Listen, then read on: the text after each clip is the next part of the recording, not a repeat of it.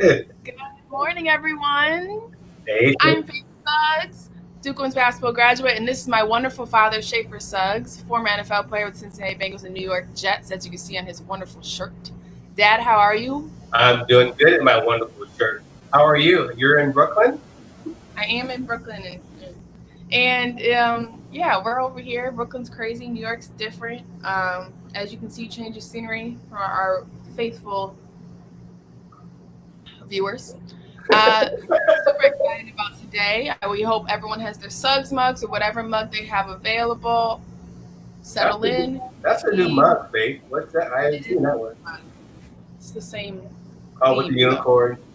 As everyone knows, Faith loves unicorn, so you get another version of the unicorn. Now, I love the picture in your new apartment, or you not your new apartment, but that. So you miss Chicago so much that you have a picture of Chicago behind you.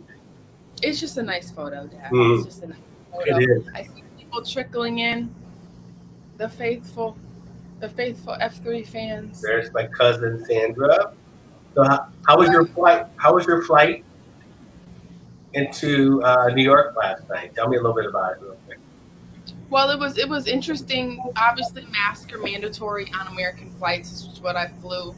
Um, you can see the people who understand the power of the mask and the people who don't understand the power of the mask. Mm. Um, a lot of people were very anxious, ready to get off the planes. So it was interesting. I flew into Newark around 9:40 last night. So yeah, it's very interesting. People are obviously we're in a pandemic, and you kind of feel it when you're all of a sudden around people who are trying to get somewhere. So um, Hmm, interesting. Now, it were was you in a interesting. seat by yourself, or how did they do that with American? For one flight, I was, and then for the next flight, it's just everybody was packed in like normal. The one thing they did was that they had people try to go about, lead the plane by section, but you know how people are when directions are given. So it was hectic. I'm very glad to not be in that position anymore right Right, now. right. Um, but it was what it was. We welcome back everybody, our FF3 family. To those of you who are new, welcome. Feel free to shoot us a wave, a comment. Our goal is to use our stories and our faith to strengthen the family core of our viewers and those around us. For those of you tuning in, we appreciate you. We hope everyone has their Suggs mugs. So shoot us a wave, a comment, like I said. Nothing new to go over today, but today we're going to dive into the making of a champion a little more, into the playbook of your dreams. Mm. So, for our young adults, our kids watching, or parents who have kids who dream to, play sports like the two of us have, today is for you. If you know anybody who that affects, share it, share the link, share the page. We would love to meet new people. But it is Monday, Dad, so you know what that means. We have a very special video, motivational video for our viewers. So, Motivation Monday. motivational Monday. So let's do this and go Like here that. and here. Going to be. And if you'll notice, I'm not asking what are you going to do, but who are you going to be? I'm asking you about how you plan to live your life every day. How are you going to respond when you don't get that job you had your heart set on? For all of you who are going to be teachers, what are you going to do if the students in your class next year just don't respond to your lessons? For all of you going into business, how will you react when your boss gives you a goal that feels way too high? See, these are the moments that define us. Not the day you get the promotion, not the day you win Teacher of the Year, but the times that force you to claw and scratch and fight just to get through the day. The moments when you get knocked down and you're wondering whether it's even worth it to get back up. See, those are the times when you've got to ask yourself, who am I going to be? And I want to be clear, this isn't just some vague platitude about building character. In recent years, we've actually been seeing a growing body of research that shows that skills like resilience and conscientiousness can be just as important to your success as your test scores or even your IQ. For instance, West Point cadets who scored high on things like grit and determination were more likely to complete basic training than those who ranked high on things like class rank, SAT scores, and physical fitness. So what we're seeing is that if you're willing to dig deep, if you're willing to pick yourself up when you fall, if you're willing to work and work until your weaknesses become your strengths, then you'll develop a set of skills that you can mold and apply to any situation you encounter, any job you might have, any crisis you might confront. But you got to make that choice. And let me just share just a little secret before I end. As someone who has hired and managed hundreds of young people over the course of my career, whether it was during my time as a lawyer, as an administrator, as a university, a nonprofit manager, even now as First Lady, I have never once asked someone I was interviewing to explain a test score or a grade in a class. Never. I have never once made a hire just because someone went to an Ivy League school instead of a state school. Never. What I have looked for is what kind of person you are. Are you a hard worker? Are you reliable? Are you open to other viewpoints? Have you stepped outside of your own self-interest to serve others? Have you found a way to serve our country, whether in uniform or in your community? Again and again, I have seen that those are the qualities that I want on my team, because those are the qualities that move our businesses and schools and our entire country forward. And just understand this. Those are the qualities that you all already embody. They're the values you learned from your parents, from the communities you grew up in. And today, more than ever before, that's what the world needs.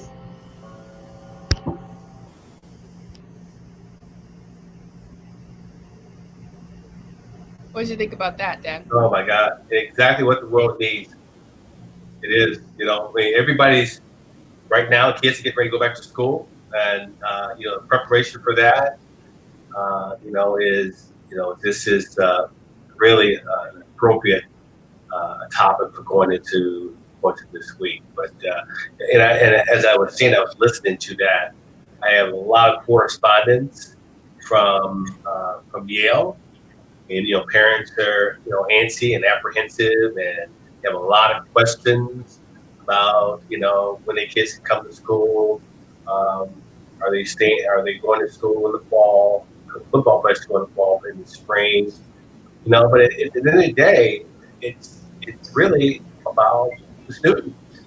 The students actually right now. So as parents, we're the architect of your child's success, I think. But we could be the biggest impediment to their success. We need to be able to identify early on those dreams. I think we talked about this in one of our shows. And when we identify that our kids have the talent, the skills, and begin to understand what our role is, and we need to, when we talk about their dreams, then we got to make sure that it's their dreams and not our dreams, and we're not living vicariously through them. We need to assume that role, So, I was thinking about this over the weekend, talking about the different things that kind of sparked there was just so many things that you heard all the stories, but I guess my question for you, Faith, and I would love to hear this because you're my daughter, okay? What ignites that first spark? What is it that maybe you can kind of give me some insight? I think I know it, but it'd be interesting to. You heard all my stories. I would love to hear what ignite your spark, dream, and what were some of those specific things that you can remember that you can share. Yeah, and I think that's a great question, because I think that as a lot of kids, everyone has a dream. And I said in our previous show, probably last week, was the role models in today's society are now not just politicians or movie stars; they're athletes, right? LeBron James, all those type of people. They are the ones that kids look up to and want to be like, because they're such not just athletes anymore. They're now great philanthropists. They're also great speakers. They're great everything, right? And so I think that when I was younger, I think that the women's game, I knew that I wanted to play sports because we started basketball so young. We started, remember, the 4-square basketball at the Nazarene, and I didn't like it. That's the one where you play defense in the squares and you can't leave the squares, which is such a bad way to introduce kids to sports. But I was the girl on the team. I remember. It just it was in the beginning. I don't think that I loved it. I think that we were all dabbling in all different sports. I did soccer, I did baseball, I did all different types of sports. We landed on basketball, which probably is what was in your head all along. Um, we we landed on it, and I think that what made it fun was that I was able to spend time with you. So I kind of had the freedom to individual. I had the freedom to kind of express who I wanted to be. I think that was me being lucky to have my dad as the coach. So I was a lot more comfortable in a setting because I was a shy kid. I didn't like going into new settings. I didn't like having to meet new friends. But the fact that I was able to have you as the coach was made me more excited to participate, excited to play with other girls, meet new people, and I think that kind of what made it fun. Originally made it fun, Right. and that's what sparked the dream of me that I wanted to play basketball. And then what really kind of pushed it and moved it was when I was younger. I started to really like Candace Parker, who was from Illinois, and so when you find that one person you kind of latch onto, who you want to be like, where you want to go, that type of stuff, it really pushes the dream on even more, for sure. Yeah. I don't know if you remember the time that we went to like one of our first. You were actually we playing sort of in-house basketball, but we went to the first Nays tournament, and we saw basketball players, and you walked and you stood, and there was uh, the Woods girl, Samantha. Samantha Woods, and she was playing for Boulder, but I mean, we looked up to her, and not looked up to her, but looked up to her physically and go, "Oh my God, that's Samantha Woods." But Hmm. watching you had that same look that I remember as a kid, observing you and watching because we did a lot of early on. We did a lot of basketball and watching a lot of basketball, and for you to ultimately fulfill that dream of becoming a Division I basketball player at one of the most prestigious high universities, obviously far exceeded what I ever dreamed of. I knew that you loved Tennessee, but they ended up Right. doing that. But there's a lot that goes into that, right? Which is what we want to talk about. There's a Yeah. lot to go into that, and maybe you can kind of dive into that a little bit. Well, was there any person or dream or things that were visual to you that ignited your spark at a young age? Oh, so many. I think it was the stories. As a very young boy, I would be sitting under the chair next to my grandmother, who would be listening to the radio, and when Joe Louis was boxing, and she would talk about the stories. A lot of them were just stories. In the old black and white TV, watching Jackie Robinson and Jesse Owens. And then she would talk about, some of those people. And then listening to my mom talk about the people that she grew up with. Obviously, my biological dad, Eric Barnes, was a hero of mine. And watching him play, for the Chicago Bears, and watching him play, for the New York Giants and the Cleveland Browns. At that time, I wasn't aware of that, but then I wanted to be just like him. And so I had very specific stories and very specific people that I aspired to be like. And my mom would just fuel that fire, because at that time, she was always saying, you could be anything that you want to be. But for me, as a kid, and I think we talked about our last show, it was sports was such a vital part of who I was, that it was just very easy for me to acquire those sparks, because that's all I wanted to be, was a football player in football season, a baseball player in a baseball season, a basketball player in the basketball season. It didn't really matter. So for me, it was very easy to be motivated by not only the games but the people that I used to hear about and see on TV. Yeah. Right. That's interesting because I think that your experience, while you were able to kind of see it and hear it on the radio, you were really motivated by like word of mouth, Right. stories, people. Where for us, and while we heard the stories that you would tell us about like past Olympians or past athletes that were pretty awesome, we would really look up to the athletes we saw visually on TV because TV was such a large part of our childhood and in our generation. And I think that it was hard not to like latch on to those top programs at the time, like the UConns, the Tennessees for like me for women's basketball. And and when Devin was growing up, Devin more latched on to the idea after watching my experience. He latched on to the idea of okay, what's an academic school, but what also will be on TV. So his dream was like Stanford and in the places like that. But he was very driven. So all three of us are very different. Where you had the word of mouth kind of, and I had mostly like the visual TV. And Devin had two examples to kind of look off of that molded his idea through the process, which is really interesting. It'd be really interesting to talk, bring him on one day and ask him, what kind of pushed that spark for you? What put the idea in your brain, as well as it being raised by someone who played the exact same sport he plays right now? Right, right. Yeah. Were you confused? Because I played both sports, football and basketball. But were you confused how I pushed you? I don't push you. Basketball was like, so you did soccer, you tried Yeah. softball for like 5 minutes.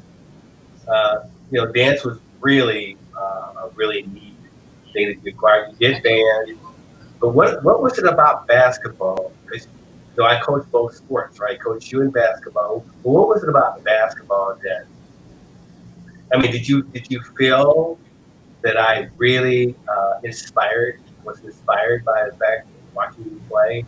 Um, were you ever confused because I was a football player? No, because if anybody knows you, they know that basketball was your favorite sport Right. Okay. to play time. A lot of people don't know all your injuries came from basketball as well. Right. Right. So I don't know. I think that for me though, I don't think it was really confusing because I don't think you could really push me to play football. Right. Um, because unless it was flag, you know what I'm saying? Unless Right. I was playing flag football or it's not, there weren't a lot of positions for me to do because I wasn't exactly a hefty kid. I was extremely skinny, so I had to stick with a sport that was for long, lanky people, and it was so I was in dance at the time when I was really skinny, and I was in basketball, and Yeah. it just made more sense at the time. Right. But you know what? It was still very out. What's the word I'm looking for? It was still very different compared to my peers because my peers at the time, who were other girls, were doing the cheer and they were participating in the gymnast and all that different type of stuff. And then when I had hit the age where I'm middle school, I had already narrowed down that I was the basketball player. I had decided that was the sport I was going to participate in because at the end of the day, I think we realized.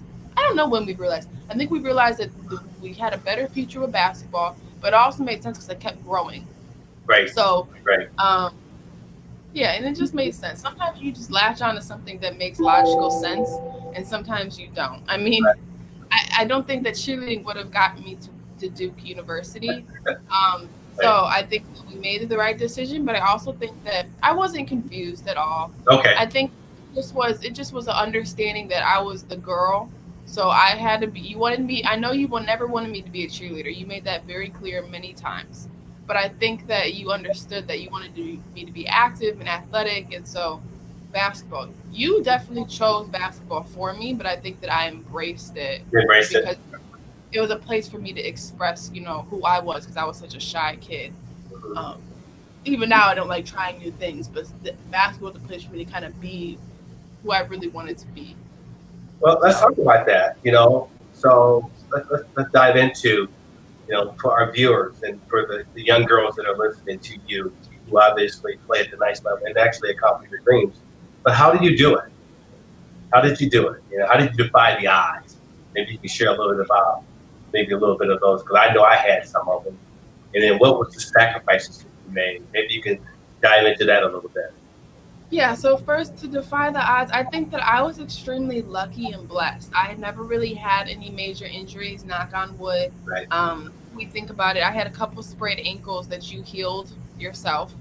Um, I was very lucky. I think you did a very good job preparing my body for the game and preparing my body to avoid injuries. I didn't have any injuries at Duke. I broke my pinky, and I still play. That was, I mean, I had shin splints, but that was off of just how my body's built. So I think that I was very lucky to not have any injuries or stuff like that. I think the only odds I really have was learning to figure out where I belonged within a program like Duke because I knew that I wanted to stay at Duke. I knew that I wanted that education. I knew I wanted to be part of something because I had formed relationships. Um, And I think the biggest thing was me figuring out where I fit in, right? I didn't play a lot, so what can I bring to the table? How can I be important to the program? How can I leave my footprint? Those type of things I had to figure out. You know, man, that's a hard thing for a lot of people to do when they first get to that level, or even training in high school or middle school.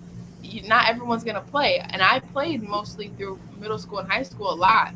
I started all the time, so that was something that I had to learn to kind of embrace. And I was lucky enough to have like two great role models of parents who kind of taught me the bigger picture, and understanding that this isn't the end all, right?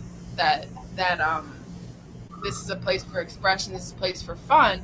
It's not a place that everything rides on this one moment. And I guess that's really easy to say for someone who was a top profile athlete and got a lot of offers from a lot of universities. But I think that just understanding that, for me, understanding that basketball wasn't life, right? Like basketball wasn't it for me.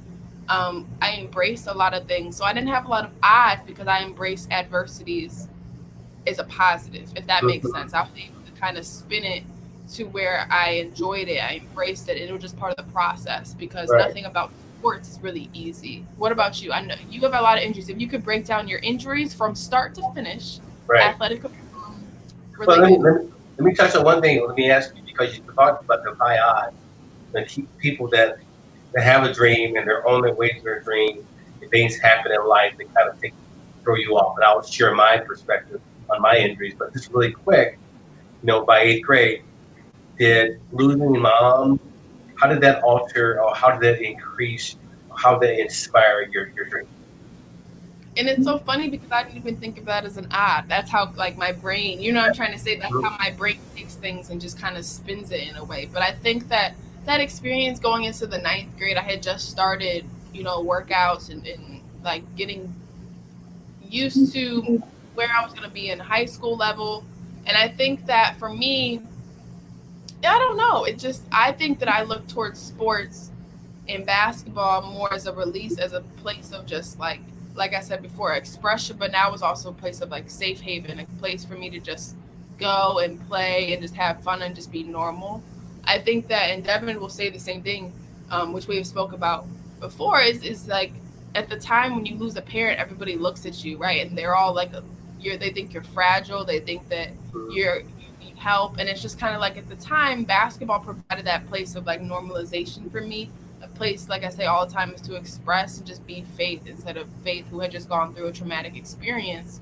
And I think that helped me more because I was able to forget what people were looking and saying about me and more just be me.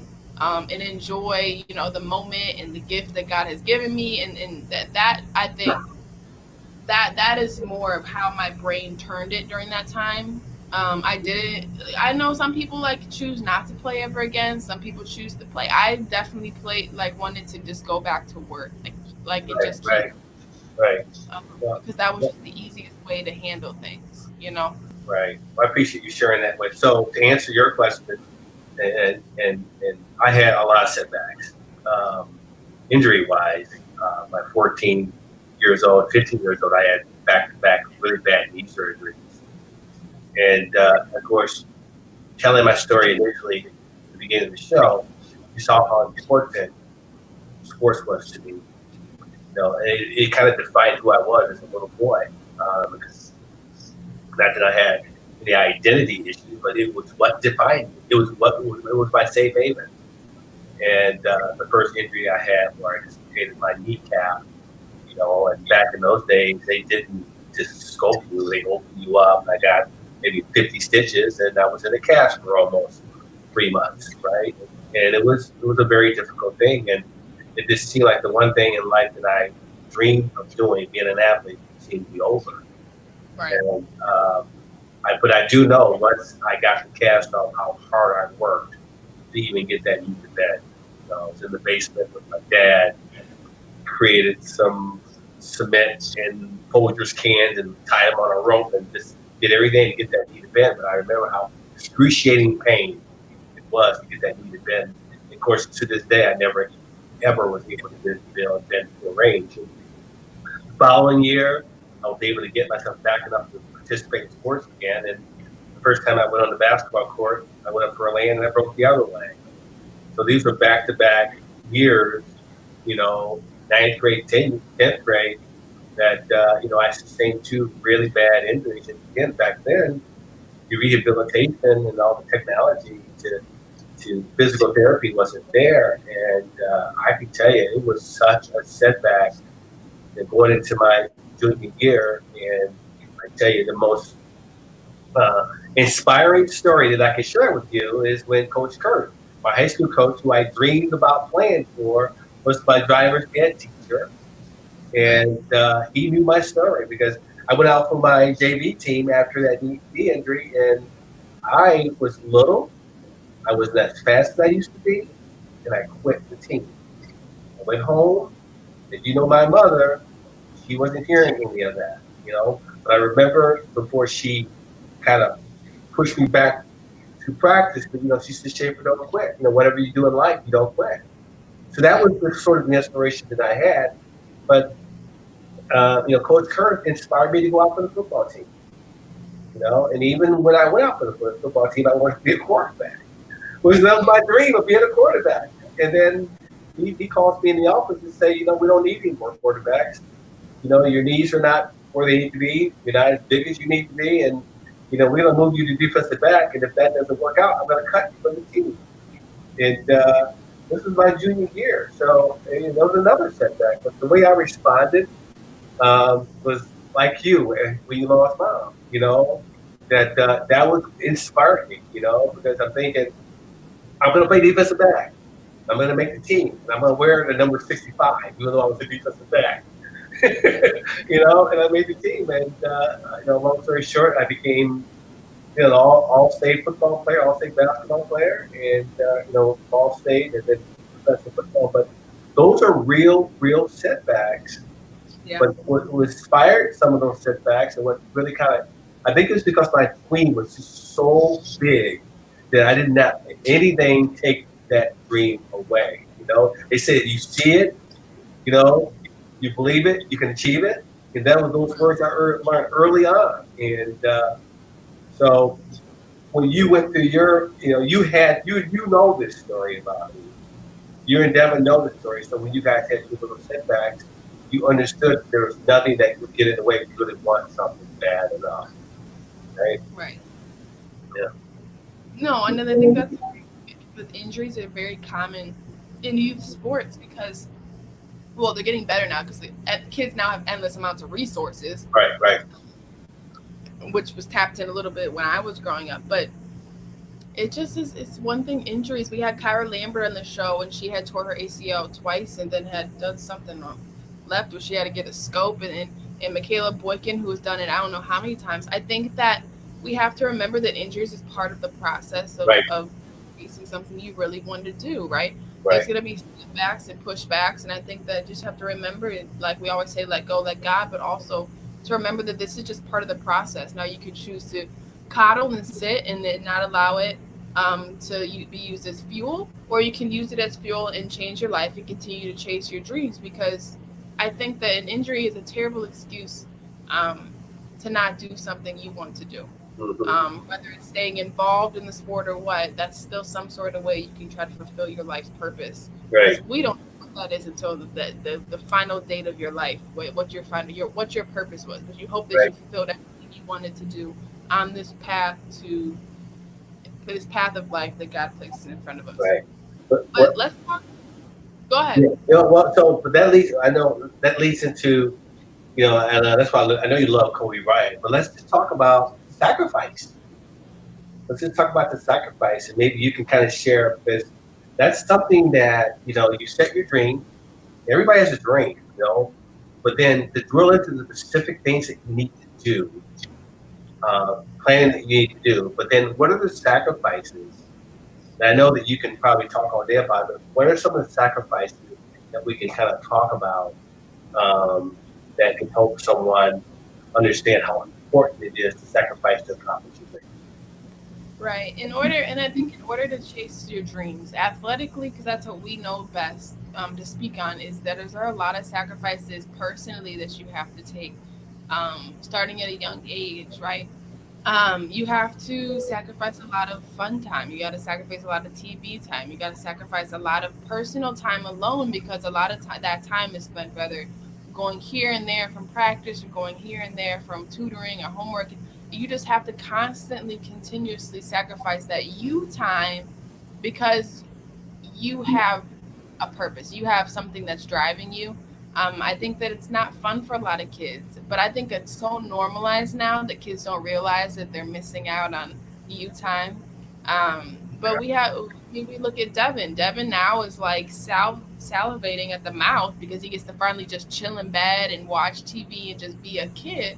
Because for 18 years he was constantly on the go, running from here, from practice to weights to all different type of things. So I think that we have to remember that these sacrifices are normal. I think that there's a lot of things. The older I got, I couldn't go to parties. I couldn't go do what other kids were doing, right? There's just some things that you don't get to participate in because you have another plan, right? You have something different. Your standards have to be higher and more responsible and understand what is at stake in comparison to a lot of these kids, right? I didn't get to go to a lot of social events. I didn't have a lot of friends outside of basketball because a lot of my basketball friends they had the same schedule as I did, and a lot of the other kids couldn't understand because they were able to just leave and go home from school. When we were in high school, we didn't go home from school. We were there until like 6, 7, 8 o'clock, constantly just doing study hall, practice, weights, doing something different from fall to spring. Right. And obviously that worked out because I was able to go to Duke University. But I think that you have to understand that there's some things you're gonna see growing up, like you see in the movies, that high school students get to enjoy, and you don't get that. Um, and I think that's just something you have to accept. I think Kobe Bryant is a great example.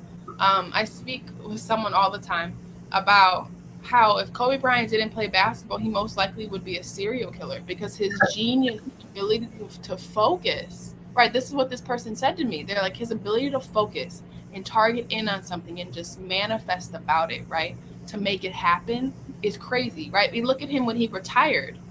He had 61 points in his last game. He locked in. And then he became the best dad altogether because he locked in. He wanted to give everything his all. He was able to focus so well on the target, on the plan, and like the dream at hand that he was able to fulfill it every single time. He rarely failed.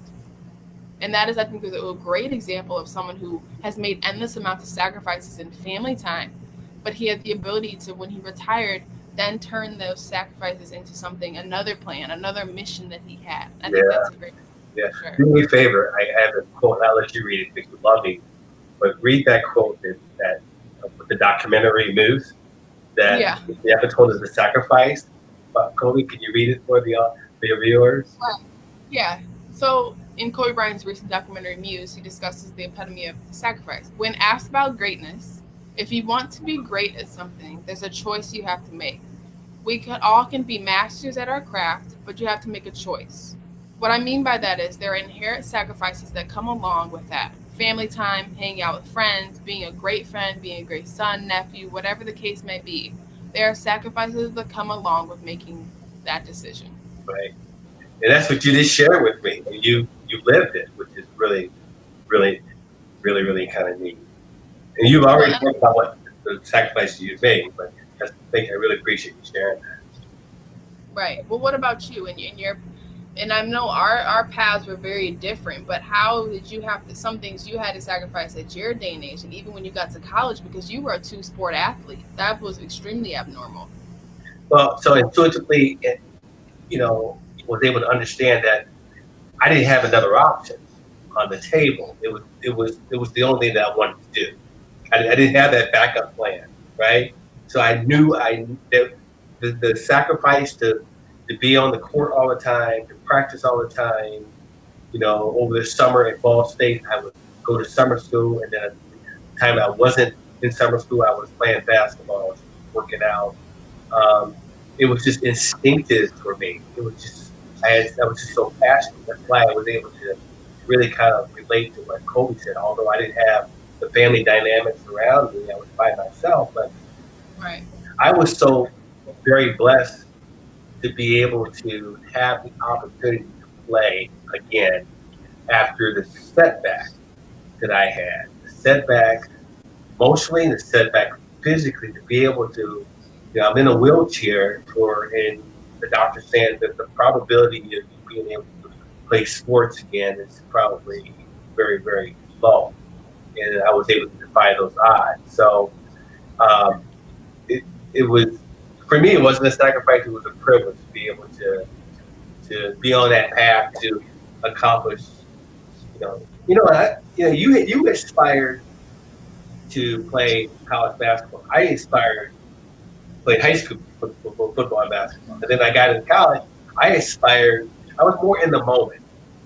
And not until probably going into my sophomore year, my junior year, when I was able to, I was starting and I started getting a lot of recognition and being one of the top athletes in the nation. And then I started getting the letters from professional teams. The reality kind of set in that I may be good enough to play at the next level. But I still kind of stayed on my path, Dave. I still stayed in the moment, Right. until I got into my senior year when I played in the strength. But, it was just a privilege. So there wasn't too much of a sacrifice for me.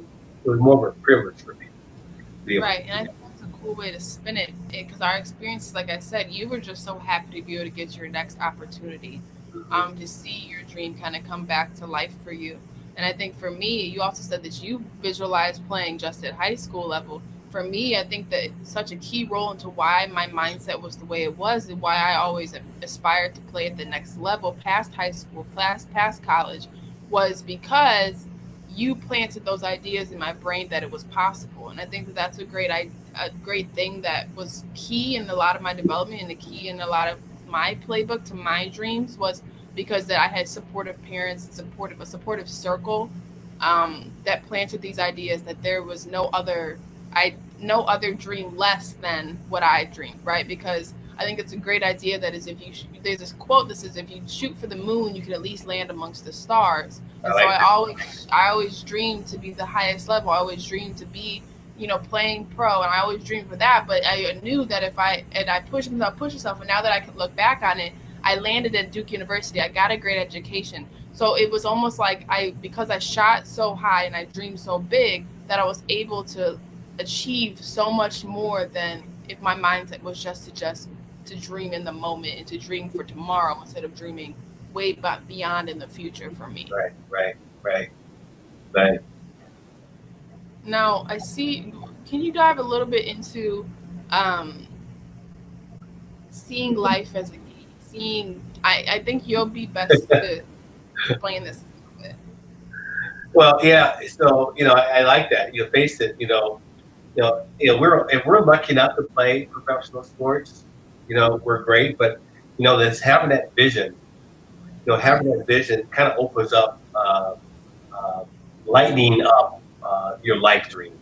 Because to me, everything was a game. You know, everything was competitive, and I was able to kind of translate that into a professional world. Right? It was they call the gamification approach to life also called cultivates qualities of resilience and confidence and an appetite for risk critical advancement.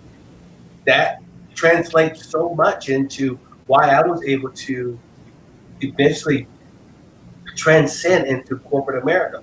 I think that's why you are having a level of success from being a Duke athlete to being the director of basketball operations and manager of social media, and how you'll continue on that path and continue to grow, right?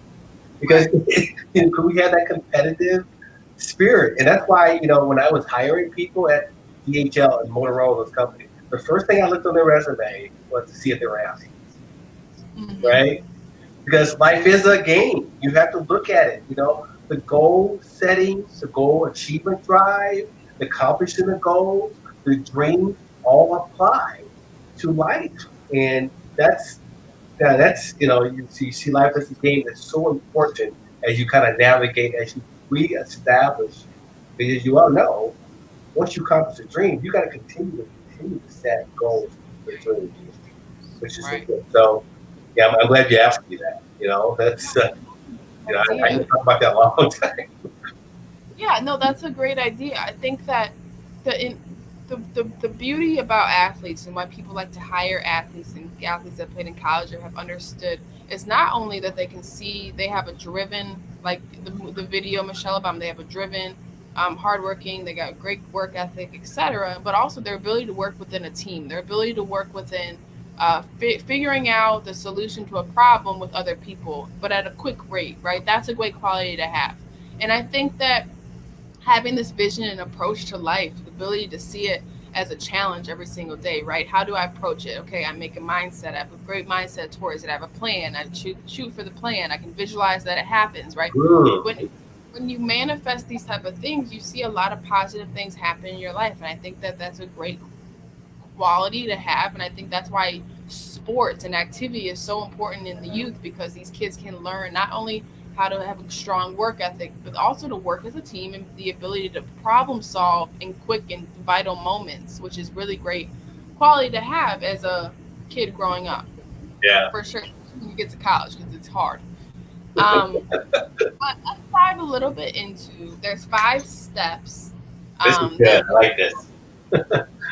over of how to chase your dreams and make them reality, right? If there's nothing you paid attention to the entire show, this is the part you pay attention to right now. Dad, what is our first step on how to chase your dreams and make them reality? Well, you talked about it a little bit. I'll let you touch on it, but visualize your dreams, right? Right. You see it. You can, if you believe it, you can achieve it. You have to visualize it, right? Just be Right. able to. You were able to do it at an early age. You know, I was able to do it at an early age, but this, I think, is applicable to anything that you do in life. What Michelle Obama talks about is that you continue to reestablish those. You got to envision it. You know, I see myself scoring a touchdown on Monday Night Football. And, you know, I can dream it, right? I mean, the night before a game, I said, this is the first time I'm on Monday Night Football, and you know, I could see myself in the end zone. I mean, I know it's far fetched. I knew the chances of somebody throwing my way, because I was the kind of football player that didn't care about interceptions. I was more enticed by the ability to knock a receiver out. But then being able to grab that ball and run it to the end zone, right?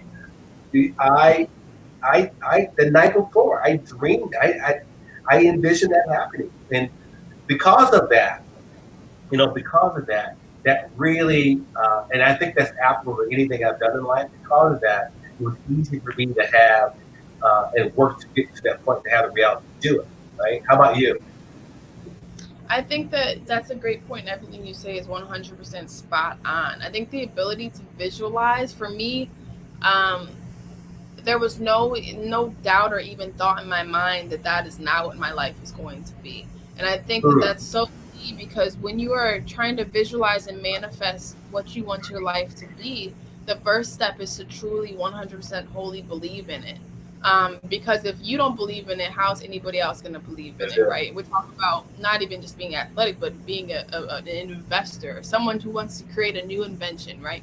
You cannot present your idea, your dream to people and expect them to invest in you and try to, give you their money to make this dream happen if they don't believe that you believe in it. And Right. I think that for me, I think that was so key. I never had one doubt in my mind that I was going to play in at a university, that I was going to play in a Power 5 school. I had a dream and I knew that I was going to achieve it, and it just was no doubts about it. That is just what was going to happen. And I think that amount of confidence and belief in my dream, it just radiates the universe, right? If you believe in something that much, there's an idea that if you speak it, it happens, right? And Right. then you see it, that happens, right? But you have to wholly believe it. I think a lot of people misinterpret that. Well, okay, I want to be this. I think the words need to be, I will be this. I like I that. see myself being this, instead of something I want, something I need. It's I will be a teacher. I will be playing in the NBA. Those are dreams that need to be spoken. And I think that's great, because it takes us to our second one, which is big on what I do, which is Hmm. step 2 of how to chase your dreams is to write out your dreams. We talk about how people form habits, and first of all, it takes 21 days to form a habit. That's the Hmm. first step, right? So that's a long time to form a habit. That's almost a month. But also, in order for you to get these habits, these dreams, these things, write them down, because that makes it real. For me, I didn't really write, but I printed out like millions of photos of Tennessee. and millions of photos of like the LA Sparks and the WNBA logo, and I would just put them together in these little pamphlets and mini books and staple them, and they were just there. I made them, and I would just be in the office just printing out, wasting paper and ink for these photos just to be in this little dream booklet that I had that was like really just printer paper. It wasn't anything magical, but it was mine, and it was something that I was so involved in and invested in making because I just was so focused on what this goal was at the time. What right? about you? How would writing out your dreams, how have that impacted you? Well, we were very similar that way because, I remember as a proud dad, your wall in your bedroom, every letter, every handwritten letter that every coach ever sent to you, you had it on the wall. It was your whole wall Yeah. was covered. Your book of every letter that you see was in the binder. I remember doing the same thing. Of course, my binder was a pamphlet compared to your binder. But yeah, just knowing it. Like I said, I was very precise about what I wanted to do. I was just so happy. I think the time and the opportunity for the opportunity, right? I think the opportunity, getting the opportunities was more important to me. It's different today because today's athletes right now have more of an opportunity. But being a young African American athlete, we talking about the dreams because what inspired me so much as a young athlete was, you know, there was not very many African American role models that you can look. Jackie Robinson, Muhammad Ali, just you know there were not that many. So for me, it was really really easy to be able to have visual visibility to that. Right. So hmm, I think it also, and I think writing it down, and but also forms a kind of accountability and holding yourself to standard.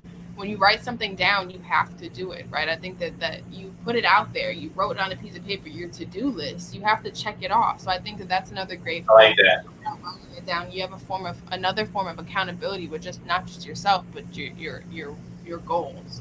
And then step three, Dad, you want to introduce step three? So the requirement, and actually, I would love for you to dive into this because it was important as a parent, knowing what you needed to do.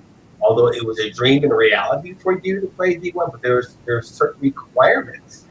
Okay, and one of those requirements was academic requirements. Making sure that you have the right GPA, right? Depending on what school you wanted to go to, you had to have a certain GPA. You had a certain ACT score, SAT score. So as a parent, my role was to get behind what I could do to help you meet those requirements. But then knowing what those requirements Yeah. is very very important. Getting the transcripts out. I mean, those are things as viewers. If you have kids that are going through this, they're like, I want to play D1 sports. Well, you don't understand that college is the first thing they ask for is can they see your transcripts? Mm-hmm. I see the Yeah. game film. Let me see your transcripts, right? Maybe you can share a little insight on what that requirement looks like because you went through it, definitely went through it. Yeah. I think that no dream is strong unless you understand the requirements to get to that dream, right? You can say that I want to be president of the United States, but if you don't understand the mission and the laws and the guidelines and the process to get there, you will never be the president of the United States. I think that educating yourself on what's, especially in athletics. So for us, we had to become eligible in NCAA eligibility center. We had to understand the Yeah, GPA, CT, the SAT scores, right? We had to understand the rules. We were constantly told the rules: don't gamble, don't take anything from agents, don't take anything from coaches. Right? It was a constant right. me hitting ourselves with rules and rules and rules in order for me to stay eligible to chase this dream, right? And I think not only just the rules and the guidelines, just understanding, okay, you have to plan phone calls with coaches. That's a requirement. You have to put in the work and educate yourself on these things in order for you to get to the So dream. true. Just the talent isn't enough at the end of the day. There's so much more involved in a dream, right? Like it's like building a car. You can put gas in it, but you also check the tires. You have to also check the steering wheel, right? There's many things you have to put into driving on your path to your dream. And I think that that's a great step. Is step three is to know your requirements, know Exactly. what needs to happen, and know what is required to in order to chase your dream the right way, Right. to make Right. it more realistic for you at the Right. end of the day. Because you're only shortcoming yourself if you don't do those things and put in the work and educate yourself on what's necessary. True. And then our last two, dad step four, is obviously work the right way. Right. Honestly, hard work, strong work ethic, do your homework, be responsible, be respectful, be a great kid. That's all about building a strong, great character at the end of the day. These are all Mhm. habits that will help you in life and help create a better person, let alone if you're an athlete or president of the United States, right? It all matters in how you mold your character and your morals within your home and who you are, and leave a great Right. first Right. impression on a lot of people. Yeah. Yeah. And That's what- then finally, our last one is step five, and that is coaching. And Dad, you can take this one away. well, there's you know how important that is. Just so there's the academic piece and there's the athletic piece.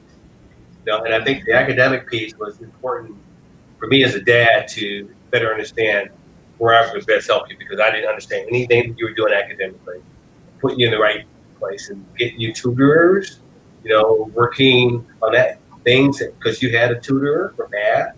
You were able to do some things. So as a parent, it's really important to take that role to support your athlete any way they possibly can. And then from an athletic standpoint, find someone that has your best interests.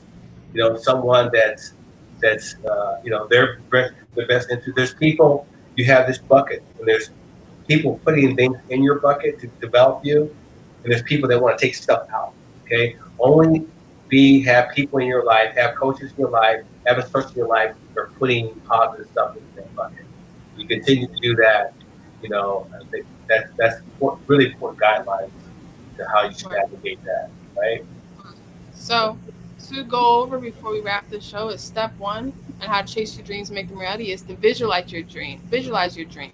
Step two is to write it down, form habits. Step three, know the requirements in order to chase this dream. Step four is to work the right way. Great character and morale goes a long way. And Mm-hmm. step five is listen to good coaching and surround yourself with people in your circle that support your dreams and will not deteriorate who you are along the That's process. right. So, thank you again, everyone, for joining us this wonderful Monday. We're so thankful for those who stopped by to listen and discuss. We will see you this Wednesday with Wednesday. a cool topic. Thank you to Amazon Fire, YouTube, Facebook, Roku, and our Apple TV and key platform out of Phoenix, Arizona, E360.